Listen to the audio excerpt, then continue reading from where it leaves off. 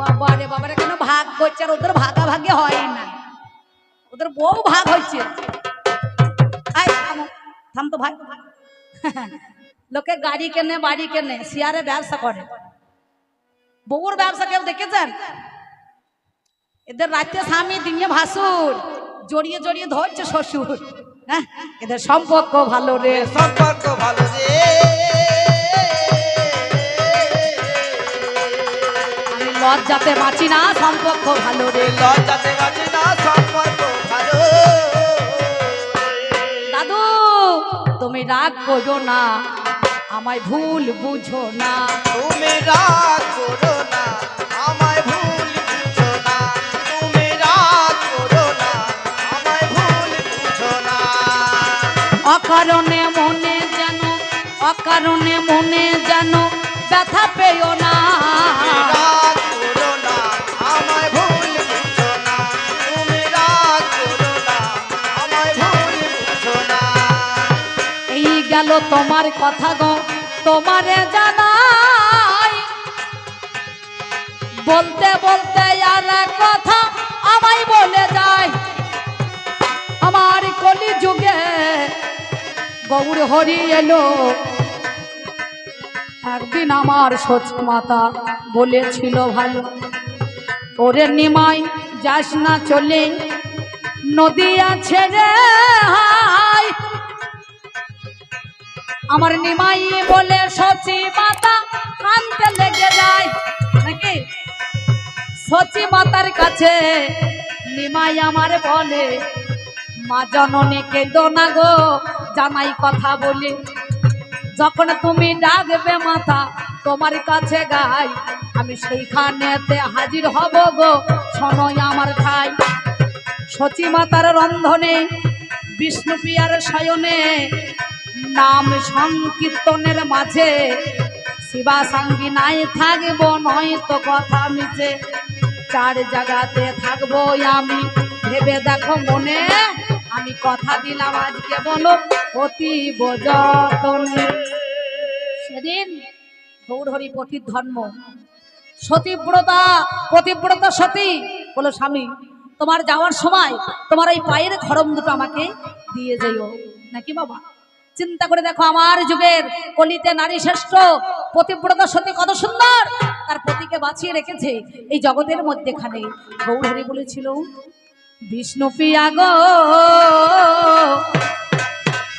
আমি চলে যাই, তুমি থাকো ঘুমো ঘরে জড়াইয়া বাহু ডোরে, জাগিয়া দেখিবে নিমায় না। বিষ্ণু প্রিয়া গো আমি চলে যাই, তুমি থাকো ঘরে চড়াইয়া বাহু ডোরে, জাগিয়া দেখিবে নিমায়। তুমি কাঁদবে ঘরে বসে, আমি কাঁদব দেশে দেশে, জগতে বাসি দেখিবে সবাই, জগতে বাসি দেখিবে সবাই। শঙ্খ নয় চক্র নয় গদা নয় পদ্ম নয়, কলিতে প্রেম হবে একমাত্র আমাদের অস্ত্র নাকি বলছেন। আমাদের মানুষের হিংসা আছে, আমাদের জাতি ভেদাভেদ আছে কি, হিন্দু মুসলমান জৈন খ্রিস্টান ঠাকুর মশাই এক ক্লাসে নাকি গো, আর মা বিটি সব এক ক্লাসে। আর এদের যুগ ছিল বাবারে ব্রাহ্মণের ছেলে সে মনে কোনো পুঁথি পাজি বেদ পাঠ করবে, কোনো দাসের ছেলে, কোনো বাউরের ছেলে, কোনো বাগদির ছেলে, কোনো বাইনের ছেলে, সেইখানে বাবা যেতে পারবে না, সেইখানে বাবা যেতে পারবে না। ওরে বেদ পাঠ পাঠ দেখো করা হবে না। যেতে পারবে না। আগেকার দিনে বলতো যদি ওম উচ্চারণ করিস তো মুখে মুখা হবে, তোদের এই সূত্রতে ওম উচ্চারণ করা হবে না। কিন্তু আমাদের ঘরে এখন যা এই কলিতে ছেলে উঠে পড়েছে, তারা সংস্কৃতকে সুন্দরভাবে গিলে খেয়ে নিয়েছে কি ঠাকুর মশাই, নেই নেই, হ্যাঁ সবাই নম বিষ্ণু বলছে, বলছে না? সবাই বলছে না? দ্রোণাচার্য কাছে একলব্য হিরণ্যধন্য পুত্র, সেই বেদের ছেলে বলে তাকে সেদিন শিক্ষা দেয় নাই, দিয়েছিল? দেয় নাই। ছোট জাত বলে তাকে তাড়িয়ে দিয়েছে, আর অর্জুনকে শিক্ষা দিয়েছিল। সেই দিন হিরণ্যধনের পুত্র একলব্য করল কি, একটা দ্রোণাচার্যের মতো গুরুমূর্তি তৈরি করে বনের মধ্যে এখানে শিক্ষা অস্ত্রবিদ্যা লাভ করেছিলেন। কুকুরের এদের যুগে ছিল, মানুষ বিশ্বাস না, এরা কুকুরকে বিশ্বাস করত, পশুকে বিশ্বাস করত, বুঝতে পারছেন? একটা শব্দভেদী বাণ সুন্দরভাবে মুখে মেরেছে, আর শব্দটা বাবা বন্ধ হয়েছে। শব্দটা বাবা বন্ধ হয়েছে, ওরে শব্দটা বাবা বন্ধ হয়েছে। শব্দটা বাবা বন্ধ হয়েছে, এই বলে জানাই দাদু তোমার কাছে, শব্দটা বাবা বন্ধ হয়েছে। এমন সময় কুকুর আমার বনের মধ্যে গেল। আহা মরি মরি রে,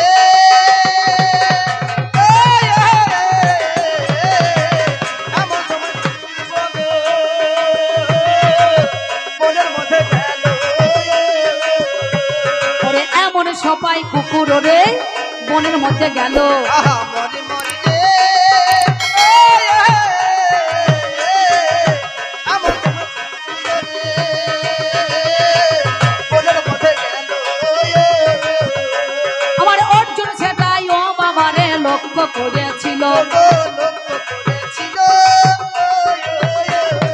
গুরুদেবের কাছে গিয়ে বলিল, গুরুদেবের কাছে গিয়ে বলিল, গুরুদেবের কাছে গিয়ে বলিল, গুরুদেবের কাছে গিয়ে বলিল, আমি জানাই কথায় আপনাকে ভালো।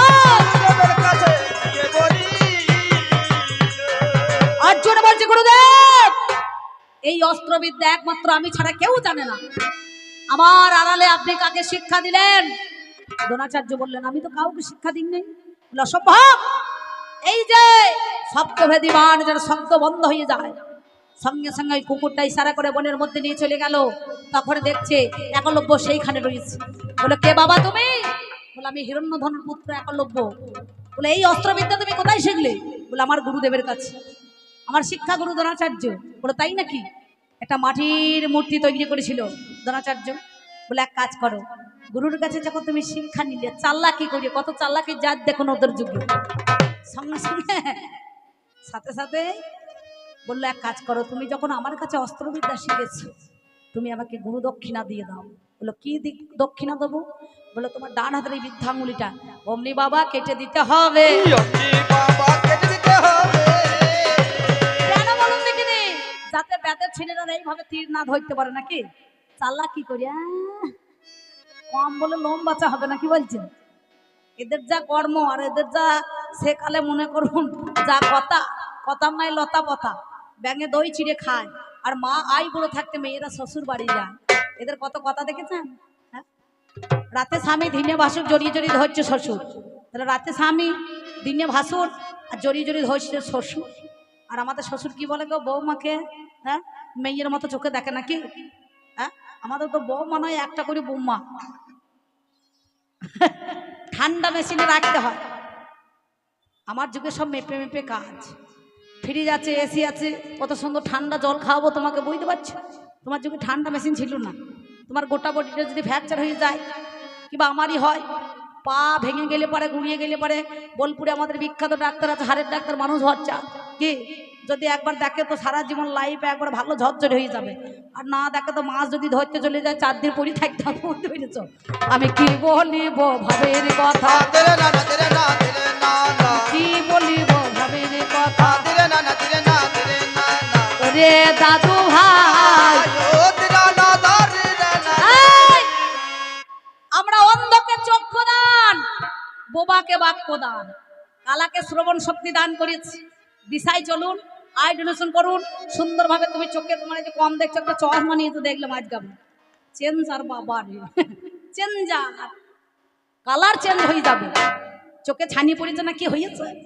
ওই বেনাচিতিতে দেখাইতে গিয়েছিল, দিয়ে বললো চেঞ্জার লাগাও, চোখে তুমি দেখতে পাবে গো। তোমার যুগে অন্ধমণি ছিল, তার চোখে লেজ বসাইলে না, তাকে তুমি চশমা দিলে না, এটা কার যুগে? তোমার যুগে অন্ধমণি ছিল, চোখে দেখতে পেত অন্ধ। ধৃতরাষ্ট্র জন্ম অন্ধ হয়েছিল, তা আমার ঠাকুমাটা আবার দেখছি লোকে কি করে মা, আমার যুগে স্বামী যদি অ্যাক্সিডেন্ট হয় হসপিটালে নার্সিংহোমে নিয়ে যায়, সুস্থ করে, চিকিৎসা করে, ভালো করার চেষ্টা করে, কি গো? আর এ দেখছে আমার স্বামী কান্না, আমিও কান্নি শেখে যাই নাকি? তাহলে সংসারটা চলবে? চলে? হ্যাঁ চলবে? কান্না কানিতে দুইজনা, তাতে আবার বাবা কত ছেলে নিয়েছে গো এরা। হ্যাঁ এদের সেদ্ধ, আইড়ে, ভাজা, কাঁচা, পোড়া, গোল, গোবর কত কে ছিল, ঢিকিতে পার দিত, কখন হবে নাকি বলছেন? চাল ঢিকিতে পার দিত না। আর এখনকার দিনে একেবারে মেশিনে ভরিয়ে দেবেন, সঙ্গে সঙ্গে চাল সুন্দরভাবে চলে আসবে। আমি কি বলিব ভাবের কথা, তেরে না না তেরে না তেরে না না আমি কি বলিব ভাবের কথা, তেরে না না তেরে না তেরে না দাদু তোমারে জানাই, কথা তোমারে জানাই, কথা তোমারে জানাই, কথা তোমারে জানাই। তাই বলি শোনো কথা গো, তোমার কাছে বলি, সত্যি করে কথাই আমি তোমার কাছে তুলি। আমার যুগের ছেলে কত গো বিচার করা চাই, সত্যিকারের তথ্য কথা গো আমি দিয়ে যাই। তাই বলি গো দাদু ভাইয়া, শুনে চলো কথা, আমাদের আজকে কলিতে দেখো আজকে জানাই জোড়া গাথা। তোমাকে যা ধরি রেখেছি না, এটা আমার যুগের মাল নয়। আমার যুগে কি আছে? গৌরহরি, অদ্বৈত, নিত্যানন্দ, শ্রীনিবাস, গদাধর, চৈতন্য চৈতামিতে কলম দিলেন, প্রকৃতি হইয়া করো প্রকৃতির সঙ্গ, দিনে দিনে বাড়িবে তোমার প্রেমের তরঙ্গ। তাই না? তাই তো আগে প্রেম করো শেখো। প্রেম সবার সঙ্গে করা হয়। নানুরের চণ্ডীদাস 12 বছর ছিপ ফেলে বসেছিল, কে? ধোপার মেয়ের পা ধুয়ে খেয়েছে, কাপড়ের ঝুড়ি মাথায় করে নিয়ে গিয়েছে, রোদ দিয়ে পুড়িয়ে জলে ভিজিয়ে ছিপ ফেলেছে না, মানে ডাঁট। আমি বলছি ঠাকুর মাছ পেয়েছ? বলে পাবো কি রে, এই তো মাত্র ঠোকার দিয়েছে নাকি বলছেন। 12 বছর ধরে চার করেছি। বলে আমি তো চার করেছি বলছে, কিন্তু মাছ তো ধরতে আসি না, আমি তোমাকে ভালোবাসি। বলে তাই নাকি? বলে আমিও তোমাকে ভালোবাসি, কিন্তু কোনোদিন মুখে ফুটে তো বলতে পারি না। বলছে যদি ভালোবাসো তাহলে পরীক্ষা দাও, দেখো তোমার ভালোবাসা এরকম আছে তোমার যুগে আছে? কত সুন্দর। কারণ প্রেমের দ্বারা মানুষ হয়ে জানি তো ফেসবুকে সব প্রেম করা শিখেছে। আসার সময় দেখলাম বালিকুনি বন্দরটা পেরিয়েছি, একটা মাঠ নাই, একটা ছেলে দেখছি ছাগল চড়াইছে, বুঝতে পারছেন? আর একটা ছোট্ট বড় একটা পাকা রাস্তার ধারে একটা ঘর আছে, জানি না কি ঘর। তো আমাদের ড্রাইভার সাহেব বলছে দিদি একটু চা খেলে হইতো না, আমরা দাঁড়াও ওই নানুরের ভেতরে ঢুকি, তারপরে রবিদার কাছে গিয়ে চা খেয়ে আসবো, ওই দোকানে ভালো চা করে, তারপর চলে যাবো। তা দেখছি ওই আড়ালে থেকে চুপ চুপ চুপ করে আওয়াজ আসছে। আমি মনে মনে ভাবছি এবার চুপ চুপ করে কি করছেন। তা একটু ছেলেগুলোকে বললাম একটু দেখে এসো তো কি করছে। তা বলছে বললেন না, ওর ভালোবাসা থাকে বাইরে আর এ থাকে এইখানে। তা বলছে তোমাকে আমি কত ভালোবাসি, তাই ফেসবুকে একটু হচ্ছে আমাদের চোকাচুকি না, কি বলছেন? এর যুগে যেটা ছিল না, আমার যুগে প্রেম ছিল আমার যুগে। তাই চণ্ডীদাস বলল সেদিন এই কাপড়ের ঝুড়ি মাথায় করে নিয়ে চলে গিয়েছিল, আর তিনি বলেছেন আমরা প্রীতি নগরে বসতি করিব, প্রীতি বাঁধিব ঘর। ওই আমরা প্রীতি নগরে বসতি করিব, প্রীতি বাঁধিব ঘর। আমরা প্রীতি নগরে বসতি করিব, প্রীতি বাঁধিব ঘর। প্রীতি নগরে বসতি করিব, প্রীতি নগরে বসতি করিব, প্রীতি নগরে বসতি করিব, প্রীতি করিব ডর। ওই আমরা প্রীতি নগরে বসতি করিব, প্রীতি বাঁধিব ঘর। আমরা প্রীতি নগরে বসতি করিব, প্রীতি বাঁধিব ঘর। প্রীতি নগরে বসতি করিব, প্রীতি বাঁধিব ঘর, প্রীতি করিয়ে দেশ ছাড়িব, প্রীতি করিব ডর। তার বাবা যখন মারা গেল, ব্রাহ্মণ সমাজ মনে মনে ভাবছিল এখন পরীক্ষা করতে হবে। বলে তোমার খাবার আমরা খাবো না, মাটির তলায় রেখে দিয়ে গিয়েছিল ঢাকা দিয়ে। 1 বছর পরে আবার যেমন তেমনি হলো নাকি বাবা। তখন চণ্ডীদাসের সেই পরিবেশন মনে করেন যখন করতে গেল রামী, তার মাতার চাচর কেস খুলে গিয়েছিল, এই পেট থেকে দুটো হাত বাহু দিয়ে সুন্দরভাবে বার করে মাতার কেসটা বেঁধেছিল। তখন বললো এ তো সামান্য নারী নয় নাকি, স্বয়ং আমার মহামায়া রূপ ধরেই উঠেছিল। তাই বলি গো তোমার কাছে বলি কথা ভালো, কত ভালোবাসে আমার কলি যুগে হায়। তাই তো মানুষ ভালোবাসা দিয়ে করতে হবে জয়। আপনারা জ্ঞানী জনে জানেন মহাজ্ঞানী, সত্যিকারে তত্ত্ব কথাই আমি ওরে বলি। তাই তো বলি দাদু ভাই বিচার করা চাই, সবাইকে এক জায়গাতে মাপামাপি প্রভু করো না। এক দিদি ভাই এসে আমাকে 10 টাকা দিয়েছে, আর আমার বাজিয়ে দাদাকে 10 টাকা দিয়েছে, নাকি বলছেন? বলে 10 আর 10 20। গান যদি ভালো হয় পুরস্কার হিসাবে নিস, আর গান যদি ভালো না হয় বেঁচে থেকে দরকার নাই, তাহলে 20 খেয়ে নিস, নাকি বলছেন? 1-20 মানে সংখ্যা, 1-20 মানে অমৃত দান করা, আর 1-20 মানে সেদিন কি বলুন তো না, ধানের জমিতে সুন্দরভাবে স্প্রে করা, নাকি? তাহলে 1-20 মানে সংখ্যা, 1-20 মানে অমৃত দান করা, 1-20 মানে আমাদের মধ্যে এখানে সংখ্যা। তাহলে 20-এ বিষের নাই, এই জগৎ সংসারের মধ্যে এখানে 20 তাই বলে কি বললো 20 না, এটা সুন্দর। আমাদের মধ্যে এখানে 20 মানে ভালো কথা, সেই জন্য তিনি 20 টাকা দিয়েছেন। আমি কায়মনোবাক্যে প্রার্থনা করছি গৌরীর কাছে, এই 20 টাকা যেন 20,000 হয়ে ব্যাংকে যেন ঢুকে পড়ে গো, ব্যাংকে যেন ঢুকে পড়ে গো, ওরে ব্যাংকে যেন ঢুকে পড়ে গো। ব্যাংকে যেন ঢুকে পড়ে গো, আমি জানাই কথাই আপনাদের মাঝে, ব্যাংকে যেন ঢুকে পড়ে। আমার কলিতে জয়দেব গীত গোবিন্দ রচনা করেছিল, করে না? হরি নামের গুণে হরি নামে, হরি নামের গুণেই তো হরি নামে, নাকি বলছেন? হরি নামের গুণেই হরি নামে, তাহলে হরি নামের গুণেই হরি নামে। সেদিন লিখলেন কি না, সারাগরল খণ্ডন মম শিরসি মণ্ডন দেহি পদ পল্লব মোদারম জয়দেব লিখতে না পারে, রাধারানীর চরণ দুখানি কৃষ্ণের মাথায় দিতে পারছে না ওরে, নাকি বলছেন? নিত্য নিত্য জয়দেব ওই গঙ্গা স্নান করতে যেত, গঙ্গা স্নান করে আসার পর গোবিন্দ সেবা দিত, নিজে সেবা করত, শয়নে যেত। তার স্ত্রী পতিব্রত সতী পদ্মাবতী স্বামীর সেবা দিয়ে তৈলমর্দন করে পদসেবা করে শয়নে যখন যেত, ওই একটু প্রসাদ ওই স্বামীর থালাতে খেত, নাকি বাবা? হ্যাঁ, সঙ্গে সঙ্গে নিত্য নিত্য গো রে রে না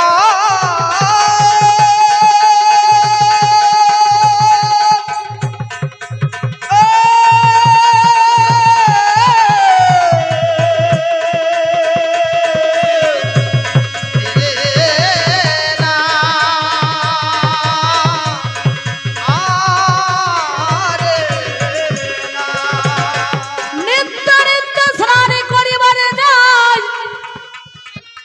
ওই না জয়দেবী গুণমণি কেন্দ্রবিল্ল গ্রামে, তাই অজয় কুলে যার বাস ছিল জানি। এমন সময় কি করিল, হাইরে মরি হাই, আপনারা জ্ঞানী জনে জানেন তা সবাই। শোনো দাদু তোমার কাছে করি নিবেদন, এখনো তো আছে মানুষ মনেরই মতন, কেমন মানুষ হইয়েছিল বিচার করা চাই, তার মধ্যে মান আর হুঁশ ছিল হাই। ভেবে দেখো বলি কথা তোমার আজকে মাঝে, কি বলি বই আমি আজকে নয়তো কথা মিছে। এমন সময় ভগবান জয়দেবের রূপ ধারণ করে এলো, পদ্মারে দাঁড়িয়ে এসে দাঁড়িয়ে পড়িল। পদ্মা গো,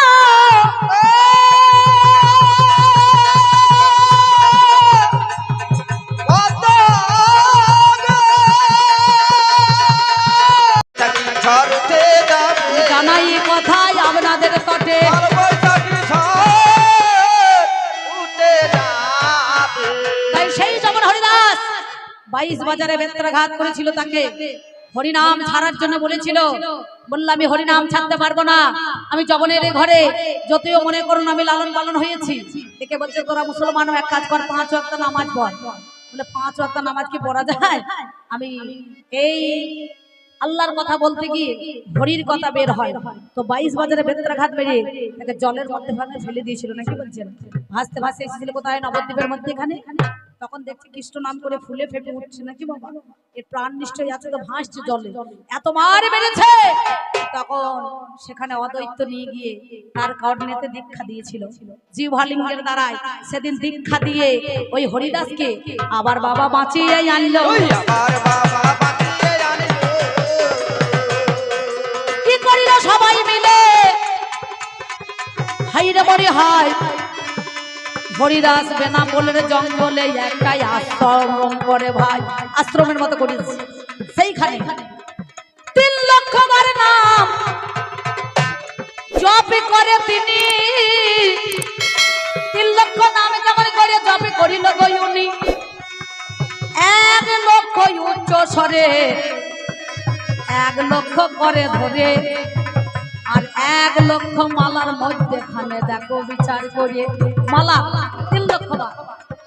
এই হরিনাম করার জন্য রামচন্দ্র রাজা যিনি তাকে তার ধ্যানকে ভাঙাবার জন্য একটা সুন্দর পরমা সুন্দরী নারীকে গো পাঠিয়ে ছিল, যার কাছে যেতে চাইলে বাবা জানেন সুজি দল। কেমন হরিদাসের গুণ দেখো, কেমন তার নামে লক্ষ্য দেখো। সেদিন সেই সুন্দরী রমণী তাকেও তুচ্ছ করে দিয়েছি নাকি বাবা। নামে যার লক্ষ্য হীরা, লক্ষ্য হীরা। 1 রাত্রি নিশি যাপনে যদি কেউ করে তাকে 1 লক্ষ টাকা স্বর্ণ মুদ্রা দেখো দিতে হবে ওরে নাকি। আমার দাদু পাইবে সালাম মেয়ে ছেলে দেখলে কে আর বউ যে কে নিয়ে পালাইছে তা ঠিক নাই, বুঝতে পারছেন। আমি কি বলিব ভাবের কথা, কি বলিব ভাবের কথা, আমি আপনাদের জানা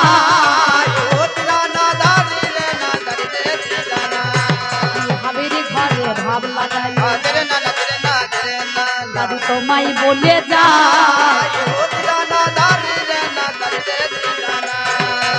এমন সময় হীরামণি গিয়ে, যার দেহ ব্যবসা ছিল, সেই হীরামণি গিয়ে হরিদাসের কাছে দাঁড়িয়ে পড়ল।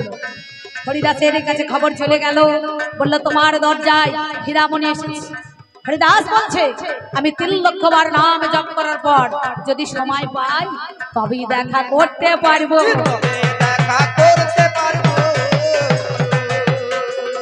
গৌর প্রেমানন্দে একবার হরি হরি বলুন তবে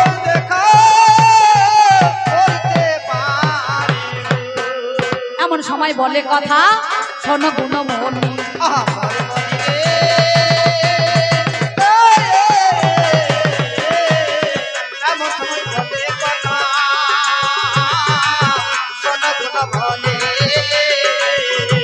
আমি ভাবের ঘরে ভাব লাগাইয়ে বলি বইয়া খনি শুনে চলো গুণমণি, বলবো কথাই আমি এখনই, জানে না যত জ্ঞানী গুণী। প্রথম দরজাতে দাঁড়িয়েছে, সময় চলে গিয়েছে, 3 লক্ষ বার নাম জপ করতে করতে হীরা ফিরে চলে গিয়েছে। পরের দিন আবার এসে সকাল বেলাতে দাঁড়িয়েছে, আবার 3 লক্ষ বার নাম জপ করতে করতে করতে করতে সময় শেষ। আবার হীরা ফিরে চলে গিয়েছে নাকি বলছেন। 3য় দিন এসে বলল কি এমন অমূল্য সম্পদের অর্থাৎ অমূল্য মনির তুমি সেই খবর পেয়েছো? একটা নিত্য ধন, একটা অনিত্য ধন। কোটি বাঞ্ছা করে জীব যদি নাম সংকীর্তন, তথাপিও না মেলে বোঝেন ব্রজেন্দ্র নন্দন। তাহলে কৃষ্ণ নাম না হরিনাম কি না? চট্টনে হীরার কাছে যেতে গেলে 1 লক্ষ টাকা ছাড়া যাওয়া যাবে না। সেই 1 লক্ষ টাকা স্বর্ণ মুদ্রা দিয়ে যার কাছে 1 রাত্রি নিশি যাপন করে তাকে তুচ্ছ করে তুমি সেই হরিনামে মত্ত হলেও সঙ্গে সঙ্গে তার ব্যবসাটা ছেড়ে দিয়ে সেই দিনকে কর্ণেতে দীক্ষা নিয়ে সুন্দরভাবে মাতার কেশ চাচর কেশ মুড়িয়ে একবারে বৃন্দাবনে গোমা ঢিলায় চলে গিয়েছিল। যাই নাই বাবা, কি বলছেন? সুন্দরভাবে সেদিন গিয়ে সাধন ভজন করতে লেগেছে। আবার হীরা দেখো সেদিন দীক্ষা নিয়েছে, তাই সেই জলে ভেসেছিল। অদ্বৈত তাকে যার বর্ধমান জেলায় বাড়ি হলো সেই গিয়ে দীক্ষা দিয়েছিল, তাকে বাঁচিয়ে দিল। আর কাটামুন্ডুতে কে বলুন দিকে নেই, ওই নিত্যানন্দের স্ত্রী, কেউ বলছে মালিনী, আর একজন সর্বমঙ্গলা নাকি।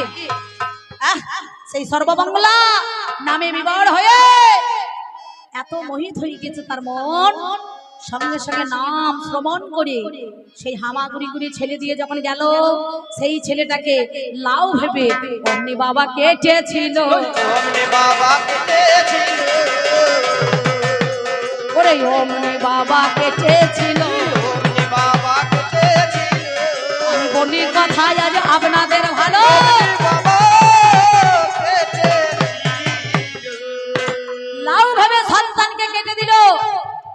পরে চৈতন্য জ্ঞান ফিরে পেল। বটির মধ্যে এখানে রক্ত ঝরঝর করে পড়ছে। এমন সময় গৌরহরি বুঝতে পারছে তুলসী তলায় তাকে একটা সাদা কাপড় ঢাকা দিয়ে রেখে দিয়েছে। মনে মনে ভাবছে হরিনামে যদি কোনো ব্যাঘাত ঘটে তাহলে আমার কিন্তু আর এই বৈষ্ণবের নাম শোনা হবে না, বৈষ্ণব সেবা দেওয়া হবে না। সুন্দরভাবে সেদিন বুঝতে পারলো ওই তুলসী তলায় হরি তলায় ওই কাটা সন্তানটাকে রেখে দিয়ে সেদিন এই কর্ণের দ্বারাই সে কি করেছে, নাম দিয়ে কাটা ছেলে আবার দেহের মধ্যেখানে ধরে তার মুন্ডু লেগে সেই ছেলে প্রাণ পেয়েছে। প্রাণ পেয়েছে, তার নামের গুণে ছেলে বাঁচিয়ে দিয়েছে। প্রাণ পেয়েছে। মাঝে মাঝে বলে দেখবেন সুরধনের কিনারায় সোনার নপুর দিয়া পায় নাচে না গরি গো সুন্দর গৌরাঙ্গরা। সুরধনের কিনারায় সোনার নপুর দিয়া পায় নাচে না গরি গো সুন্দর গৌরাঙ্গরায়। সুরধনের কিনারায় সোনার নপুর দিয়া পায় নাচে না গরি গো সুন্দর গৌরাঙ্গরায়। সে যে সুন্দর গৌরাঙ্গরায়, ও সে যে সুন্দর গৌরাঙ্গরায়, সে যে সুন্দর গৌরাঙ্গরায় না গরি গো সুন্দর গৌরাঙ্গরায়। সুরধনের কিনারায় সোনার নপুর দিয়া পায় নাচে না গরি গো সুন্দর গৌরাঙ্গরায়। সুরধনের কিনারায় সোনার নপুর দিয়া পায় নাচে না গরি গো সুন্দর গৌরাঙ্গরায়। এবার তোমার কাছে বলি কথা গো শোনো গুণমণি, জামদগ্ন মনির স্ত্রী রেণুকা নাম শুনি। সেদিকে একদিন পরশুরাম কি কর্ম করিল, আপনারা জ্ঞানী জনে জানেন শুধু দল। বলছে কি বাবার কথা শুনে মায়ের মাথাটা কেটে দিয়েছিল নাকি বলছে, আবার কেটে দেওয়ার পর মানে জল আনতে দেরি হয়েছিল নাকি গো, জল আনতে দেরি হয়েছে বলে একজন টানাটানি করেছে, সেটা তো কই বলছিস না যে অন্যজনা পর পুরুষে হাত ধরে টানাটানি করছে। তাই মনে মনে ভাব দিলে কি সে দেখেছে, দেখে নজর পেয়েছে, ওর মনটা সেই দিকে চলে গিয়েছে। মুনি বরের কাজ দিয়া ধ্যান নাই, তো মুনি দেখছে এত দেরি হয়েছে কেন, তাহলে নিশ্চয় কোনো কারণ আছে। তা বাবার কথা শুনে মাকে কেটে দিয়েছিল বলে আবার সেই সন্তান বাবার কথা শুনে যখন মাকে কেটে দিল, সন্তান বলছে আমার মাকে দরকার ভালো নাকি, উভয় পক্ষে মাতা পিতাকে দরকার লাগে, তা তোমার বাবা আবার আমার মাকে বাঁচিয়ে দাও, আবার বাঁচিয়ে দিল। তা বলে তোমাদের এই ভারত আর পাকিস্তান কেন ভাগাভাগি হয়ে গেল? জওহরলাল নেহরু ছিল, সে কি করলো তুমি জানো? নবাব জিন্দা নামে এক মুসলমান রে ভাই, আপনারা জ্ঞানী জনে জানেন তা সবাই। ভারত আর পাকিস্তান গো বর্ডারেতে শুনি, বলে ভারত মাতাকে গো ভাগ করিলে জানি। কেন করিলে তোমরা শোনোই আমার ঠাই, কেন জোড়া দিতে পারলে না বলো তো আমায়। এই ধর্মটা তো আলাদা, একটা মুসলিম আর একটা সনাতন ধর্ম নাকি বাবা, তাহলে দুটো ধর্মের মানুষ আলাদা, ধর্মটা এক নয়। তাহলে ধর্ম যদি এক না হয় তাহলে ভাগাভাগি করতে হবে না, কি বলছেন? ধর্ম যদি এক না হয় তাহলে ভাগাভাগি করতে হবে, তাদের ধর্ম তাদের কাছে, আমাদের ধর্ম আমাদের কাছে। কিন্তু হিন্দু মুসলমান হলো ভাগাভাগি কোন দিন হয় না বলেন দেখিনি? যেদিন আমাদের স্বাধীনতা দিবস পালন করে ইংরেজদের কাছ থেকে ওই ভারত মাতাকে ছিনিয়ে নিয়েছিলাম আমরা, স্বাধীনতা দিবস পালন করেছিলাম, সেদিন হিন্দু মুসলমান জৈন খ্রিস্টান যত ভারতবাসী আছে সেদিন কিন্তু আর আমাদের ভেদাভেদ আছে। কি বলে জাতীয় পতাকা তুলতে গেলে বন্দের মাতরম বলছে না, সবাই তো বলছে, সেখানে ভেদাভেদ আছে? তাহলে নিজের রাষ্ট্রে সেটা মুসলিম হোক বা বৈধ হোক বা জৈন হোক বা খ্রিস্টান হোক বা কলকে হোক, যার জন্য যার যেখানে তাকে কিন্তু এক জায়গাতে দাঁড়াইতে হয় না, কি বলছেন? মুসলিম রাষ্ট্রের লোক আলাদা, আমাদের ভারতের লোক আলাদা না, কি বলছেন? তাই না? তাহলে ধর্মটা আলাদা, যেহেতু মানুষও আলাদা, কিন্তু স্বাধীনতার দিনে আর কিন্তু সংগ্রাম যখন জাতীয় পতাকা তোলে তখন আলাদা করে কেউ দেখে না, আলাদা করে কেউ দেখে না। সবাই বলে কি আমরা ভারত মাতার সন্তান, নেতাজি সুভাষ তিনি বলেছিলেন, নেতাজি সুভাষচন্দ্র বোস তিনি বলেছিলেন কি না, তোমরা আমাকে এক কাজ করো, এই জগতের মধ্যেখানে আজকে শোনো, এই যে আমার দাদু ভাই বলছে, বিচার করে দেখো তো, তোমরা আমাকে রক্ত দাও, আমি তোমাদের স্বাধীনতা দেব। তাহলে চিন্তা করে দেখো, কত শত শহীদের রক্তেতে লাল হয় না, মাতঙ্গিনী হাজরা গুলিতে প্রাণ দেয় নাই, পতাকা তুলে দাঁড়ায় নাই, সেগুলা তো দেখছো না বাবারে। আর তোমাদের কুরুক্ষেত্র যুদ্ধে কত লড়াই হয়েছে, হাঁটাহাঁটি হয়েছে, কজনও দাঁড়িয়েছে। ওরে সাপে কে গিলতে পারি, সাপে কে গিলতে পারি, খেপারে শশা গড়া বসুন্ধরায়, শশা গড়া অসাগরা বসুন্ধরা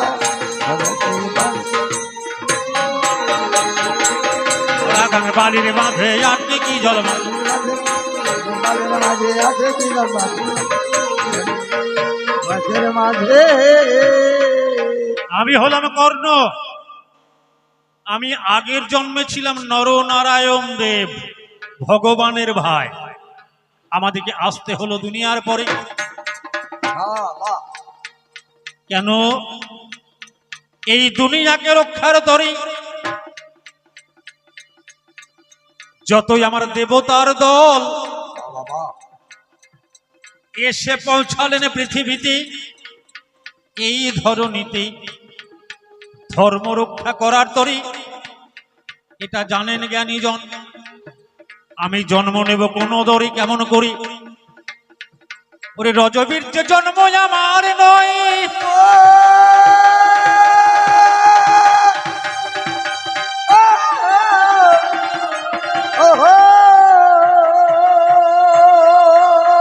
দেবতা যারা বা ভগবান তারা কিন্তু কখনো রজবীর্য জন্মগ্রহণ করেন না, তারা আবির্ভূত হন।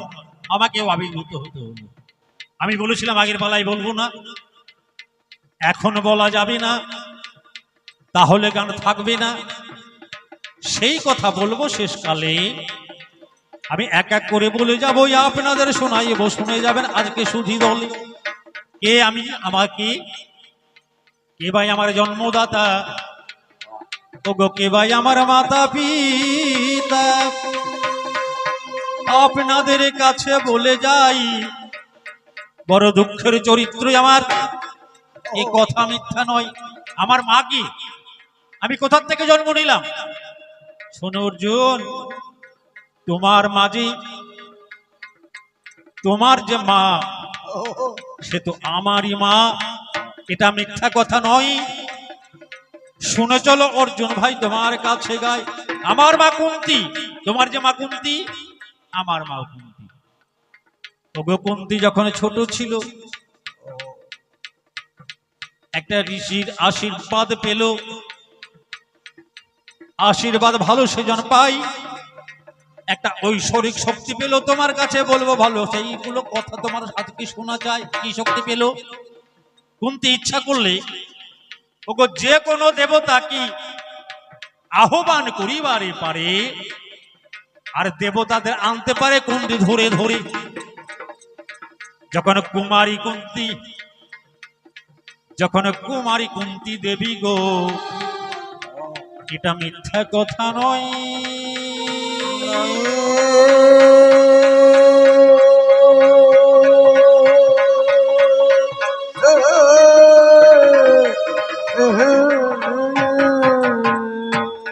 একদিন কৌতূহল বসে, সেই মুনির আশীর্বাদ, সেই মুনির আশীর্বাদ পরীক্ষা করার তরি সূর্যদেবকে আহ্বান করে। সূর্যদেব এলো যতন করে, কুন্তির সম্মুখে দাঁড়ালো, সূর্যদেবকে কাছে পেল। এবার আশীর্বাদ আমার সূর্যদেব করে। সেই কুমারী অবস্থায় কুন্তি দেবের গর্ভের মাঝে আমি ঢুকে যাই। আমি জন্ম নেব, ধরা পড়ে, মিথ্যা কথা নয়। আমি বললাম নরনারায়ণ দেব, ভগবানের ভাই, জন্ম হবে। এবারে কুন্তী ছিল কুমারী, কেমন কাণ্ড হলো, আর গর্ভবতী কুন্তী হলো কথা নয় নকল। আচ্ছা, কুমারী অবস্থাতে কেউ যদি গর্ভবতী হয়ে যায়, এই জগতের মাঝে তার লজ্জা রাখা দায়। জগতের মাঝে তার লজ্জা দেখা যায়,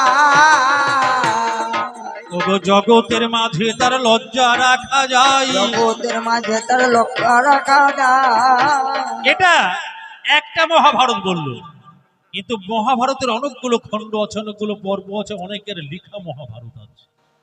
কোন কোন মহাভারত বলছে, কোন কোন মনীষী বলছে যে প্রত্যেকটা মেয়ের প্রথম সন্তান ওরে কুমারী অবস্থায় জন্মগ্রহণ করে। কুমারী অবস্থায় জন্মগ্রহণ করে, তবে কুমারী অবস্থায় জন্মগ্রহণ করে।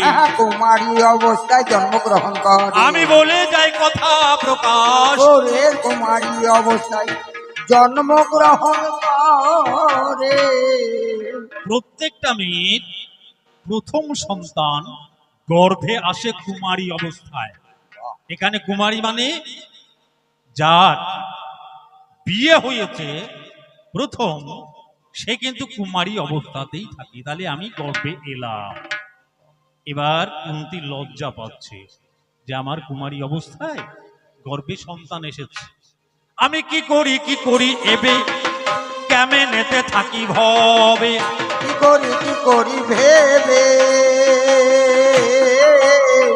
কেন বেঁচে থাকি ভবে। কি করি এবে কেমনেতে থাকি ভবে।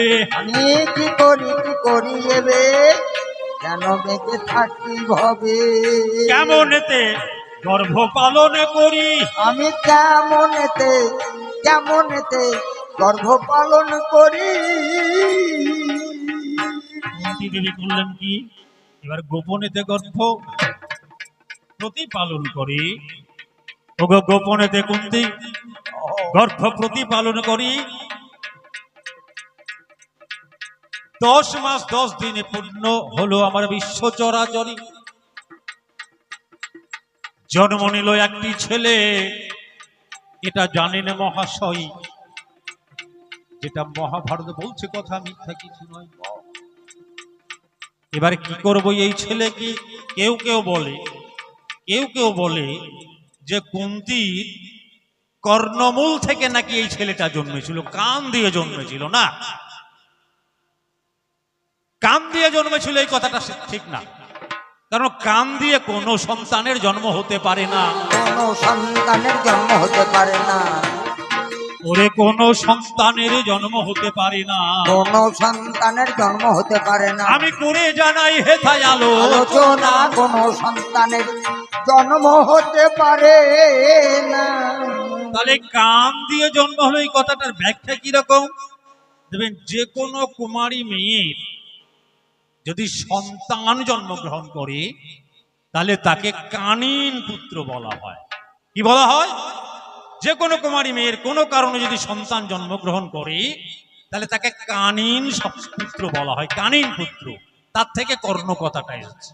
কিন্তু আমরা মনে মনে ভাবি যে বোধহয় কান থেকে সন্তান জন্ম নিয়েছে, কান থেকে সন্তান জন্ম নিয়েছে, কান থেকে সন্তান জন্ম নিয়েছে। কান থেকে সন্তান জন্ম নিয়েছে। আমরা মনে করি এই জগতের মাঝে কান থেকে সন্তান জন্ম নিয়েছে, কিন্তু না, কান থেকে নয়, সন্তান স্বাভাবিক ভাবে জন্মেছে। কুন্তী মনে মনে ভাবছে তাহলে আমি এবার কি করবো এই সন্তান নিয়ে। এবার যতনেতে কুন্তী দেবী কেমন কাণ্ড করি। ও যতনেতে কুন্তী দেবী কেমন কাণ্ড করে। কুন্তী করলেন কি, এই ছোট্ট ছেলেটাকে কোলে করে নিল আর গোপনেতে নদীর তীরে, গোপনেতে নদীর তীরে কুন্তী দেবী গেল। একটা তামার পাত্রে সন্তানকে রেখে তুলসী পত্র দেয়, ভাসিয়ে দিল সন্তানকে। মিথ্যা কথা নয়। অধীরথ নামে সুতপুত্র নদীর ধারে ছিল, আর সেই সন্তানকে বাবা যতনে না আনিল, রাধার হাতে তুলে দিল। মিথ্যা কথা নয়। রাধাই আমায় পালন করে, কেন বলবো না? এটা একটা দিক।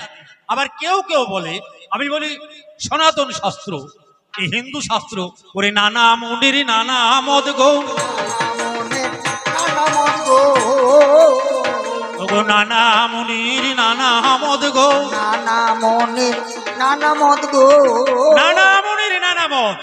কোন কোন মনি বলছে না, এরকম না, বিষয়টা হয়েছিল যে এই যে রাধা আর অধীরথ এরা অপুত্রক ছিল ভবে, এরা অপুত্রক, এদের পুত্র হয়নি, এদের সন্তান জন্মাতো, এরা বাঁঝা বাঁধা, এরা ছিল বাঁঝা, অপুত্রক ছিল ভবে, সন্তান নাহি হলো। কুন্তী দেবের গর্ভে যখন সন্তান জন্মালো, সেই দিন অধীরতার রাধা কুন্তীর কাছে যাই, আরে রাজমাতার কাছে তারা আবেদন জানায়, মাগো তুমি রাজমাতা, রাজ মহিষী, তোমার কাছে আমাদের একটা ছোট্ট নিবেদন, মা আমাদের মনের বাসনা পূরণ করো গো। মনের বাসনা পূরণ। আমাকে তোমরা কতটা ভালোবাসো তোমাদের মনে পড়ে? ওরে কাম্যকে বনে যেদিন কি বা কাণ্ড ঘটে, আর কাম্বক বনে যে বা কাণ্ড ঘটে, এক এক করে বলে যাব আমি দশের নিকটে। ওরে এক এক করে বলে যাব দশের নিকটে। এই গল্প আপনারা জানেন, কারণ মহাভারতের গল্প সবার জানা। একটা ঋষির আশ্রমে গাছে একটা আম ধরত, ঋষি এসে সে আমটাকে খেত। একদিন এই অর্জুন তার গান্ডিব ধরে আমটাকে ফেলে দিয়েছে, পড়ে গিয়েছে। কৃষ্ণ গিয়ে বলল, সর্বনাশ করেছ, এই ঋষিও যদি এসে আম দেখতে না পায় তাহলে তোমাদের অভিশাপ দেবে। তাহলে উপায় বলে, তোমরা যদি মনের কথা সত্য করে বলো তাহলে আম আবার গাছে লাগবে। নকুল আর সহদেব সত্য কথা কয়, আম উঠেছে উপর দিকে, মিথ্যা কথা নয়। অর্জুন বলেছে কথায় উপর দিকে উঠলো, যুধিষ্ঠির বলল কথা আরো উপরে গেল, ভীম বলেছে কথাই আমার উপর দিকে যায়। এবার দ্রৌপদী বলছে যখন আমি নিচের দিকে ধাই, দ্রৌপদীকে বলছে মনের কথা বলো, সত্য কথা বলো, তুমি মনে কি চাও? দ্রৌপদী যেমন বলছে আমি 5টা স্বামীকে ভালোবাসি, আমি নিচের দিকে নামছে, নামছে একেবারে ভেমিকে দ্রৌপদীর চুলের মুঠে ধরে বল, সত্য কথা বল। সেদিন তোমাদেরই বউ পাঞ্চালী দ্রৌপদী, তোমাদের 5 ভাইয়ের বউ, সে গিয়ে বললো যে শোনো, আমি কর্ণকে স্বামী রূপে পেতে চাই গো, কর্ণকে স্বামী রূপে পেতে চাই গো, আমি কর্ণকে স্বামী রূপে পেতে চাই গো, আমি কর্ণকে স্বামী রূপে পেতে চাই গো, আমার নারী জন্মে তাহে সার্থক হবে, আমি কর্ণকে স্বামী রূপে পেতে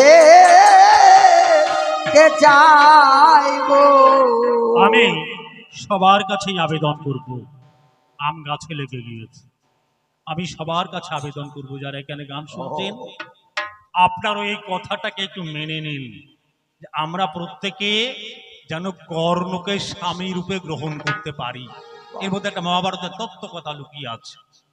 আমরা প্রত্যেকে ওই বরযাত্রী স্বামী হবে, দেবর স্বামী হবে, ওসব নয়। আমরা এই কর্ণকে মানে কানকে যেন স্বামী রূপে সবাই গ্রহণ করতে পারি, সবাই গ্রহণ করতে পারি, স্বামী রূপে সবাই গ্রহণ করতে পারি, স্বামী রূপে সবাই গ্রহণ করতে পারি, আমার মানব জন্ম সেদিন সার্থক হবে, স্বামী রূপে গ্রহণ করতে পারি। আমরা প্রত্যেকে যদি কর্ণকে স্বামী রূপে গ্রহণ করতে পারি। কর্ণ মানে বাংলা কথায় হলো কান। এই কর্ণকে অঙ্গরাজ্যের রাজা, কোন অঙ্গ? এই যে অঙ্গ, এই যে 14 পুয়া দেহ খানা, ওরে মনে রে আমার,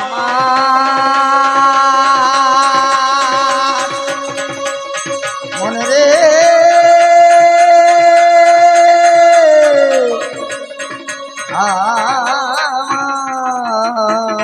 এই 14 পুয়া দেহ খানা, এটা থেকে অঙ্গ বলে না। এই অঙ্গের রাজা কান কখন হয়, কর্ণ কখন হয়? কান কখন রাজা হয়? অঙ্গের রাজা কান কখন হয়? যখন গুরুদেবে আসে আমার কানে মন্ত্র দেয়, এই অঙ্গরাজ্যের রাজা তখন কান হয়ে যায়। সব থেকে মূল্যবান হচ্ছে কান, কেন গুরুদেব সেখানে মন্ত্র দেয়। আর সেই যে মন্ত্র, সেই মন্ত্রের যে রূপ, গোবিন্দের যে রূপ, তাকে যদি আমরা স্বামী রূপে গ্রহণ করতে পারি, ও তাই দ্রৌপদী বলেছিল কর্ণকে স্বামী রূপে পেতে চাই। আমি সবার কাছে বলবো, আমরাও এই কর্ণকে, এই কানকে, এই অঙ্গরাজ্যের রাজাকে আমরা প্রত্যেককে স্বামী রূপে গ্রহণ করতে চাই। প্রত্যেকে স্বামী রূপে গ্রহণ করতে আমার চায়। মানব জন্মে তাতে সার্থক হবে। আরে প্রত্যেকে স্বামী রূপে গ্রহণ করতে চায়। এই হচ্ছে কর্ণের চরিত্র।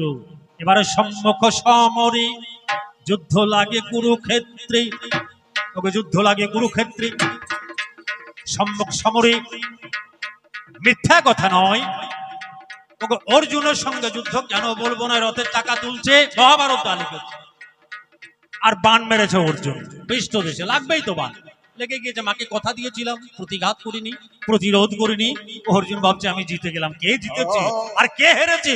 ওরে মহাভারত তার সাক্ষী দেবে রে, মহাভারত তার সাক্ষী দেবে ওরে রে। মহাভারত তার সাক্ষী দেবে রে। হ্যাঁ, মহাভারত তার সাক্ষী দেবে রে। ওই অর্জুন জিতলো না, ও কর্ণ জিতলো। আরে মহাভারত তার সাক্ষী দেবে রে। অর্জুন জিতেছে না কর্ণ জিতেছে, সেটা মহাভারত সাক্ষী দেবে। তুমি বলার কি? তুমি জানো না, তাই তুমি বুঝছো। মৃত্যু হলো আবার কুরুক্ষেত্রের যুদ্ধে। ও আমি কৃষ্ণর কাছে কেঁদে কেঁদে বলেছিলাম, হে দয়াল, হে মালিক, আমি তোমাকে কত ভালো, অন্তরের অন্তঃস্থলে তোমাকে আমি স্থান দিই, তুমি আমাকে ভালোবাসো। শুধু আমার আবেদন, তুমি আবার এই নশ্বর দেহটাকে শেষ করে দিও দয়াল। ভগবান আমায় কথা দিয়েছিলেন, কারণ ভক্ত বাঞ্ছা কল্পতরু, তিনি ভগবান সবার মনের আশা পূর্ণ করেন। ওই প্রভাসের তীরে নিয়ে গিয়ে কর্ণের দেহটাকে দাহ করেছিলেন। আমাদের মহাভারতের গল্প এখানে, এই সব আমাদের কবি গানের পালা এইখানে রাখলাম। গানের পালা এইখানে রাখলাম। আমরা কবি গানের পালা এইখানে রাখলাম। হ্যাঁ, কবি গানের পালা এইখানে রাখলাম। একবার প্রেমানন্দে সবাই হরি বল। জয় গৌর হরিবল। কবি গানের পালা এইখানে রাখলাম। ধন্যবাদ, নমস্কার। আপনাদের দেওয়া বিষয় আমি যতটুকু পারলাম, আমার যতটুকু জানা আছে মহাভারতের গল্প অবলম্বনে